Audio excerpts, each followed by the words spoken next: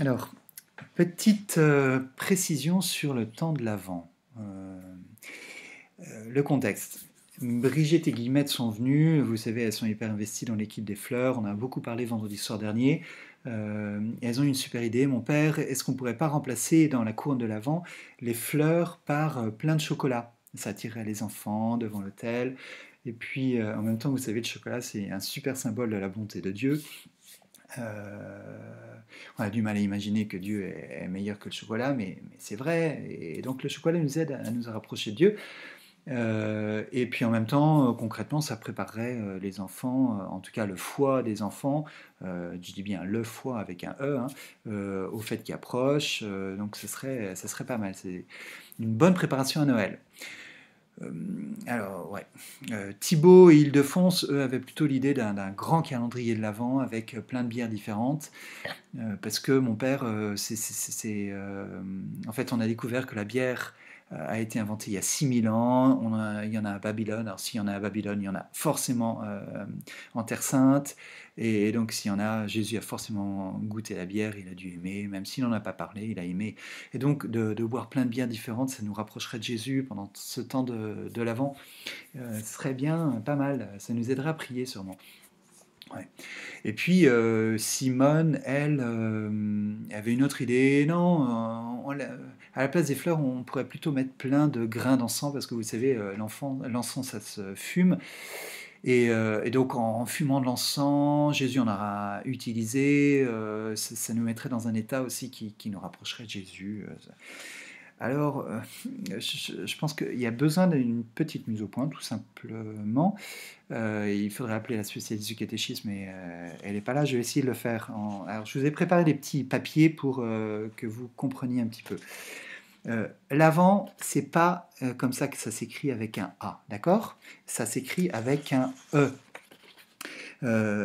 Le carême, l'avant, c'est pas la période avant Noël, c'est l'avant qui nous fait penser à Advent, c'est en allemand et en anglais, à ce qui va advenir. Qu'est-ce qui va advenir et qu'on attend tous?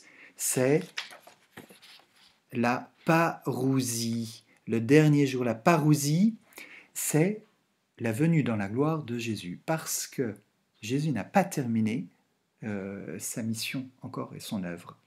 Et la preuve, hein, c'est qu'on est encore, on souffre de temps en temps, on pêche, on ne fait pas ce qui est le bien qu'il faut. Et donc, Jésus qui est venu nous libérer de tout ça pour nous entraîner à sa suite dans un bonheur indicible, doit terminer sa mission.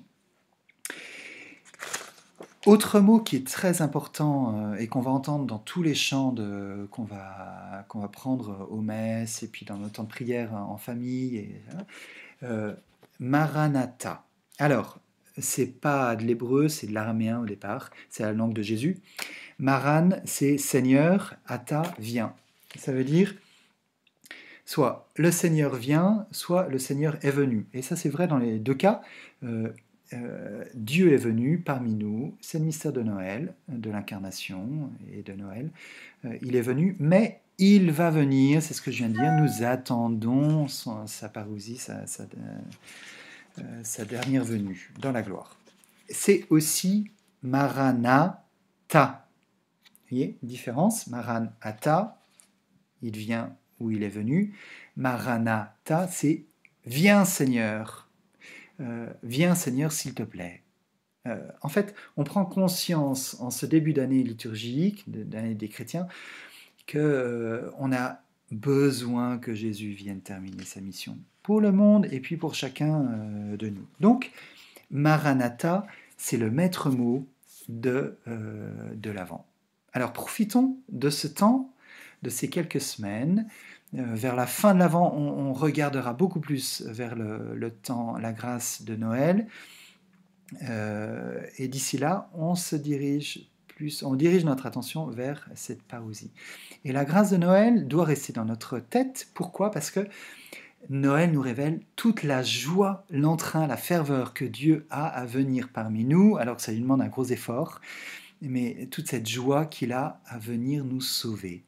Eh bien, cette joie qui marque le jour de Noël, le temps de Noël, marquera aussi le retour dans la gloire de Jésus. Donc n'ayons absolument pas peur de ce dernier jour, au contraire, attendons-la avec grande ferveur, prenons du temps pendant ce temps de l'Avent pour nous rapprocher de cet ami et ce frère qui est Dieu, qui est notre Seigneur, qui est si proche de nous, qui nous veut que du bien et qui veut nous révéler la joie qui habite son cœur à l'idée de nous sauver entièrement de tout mal et de tout péché.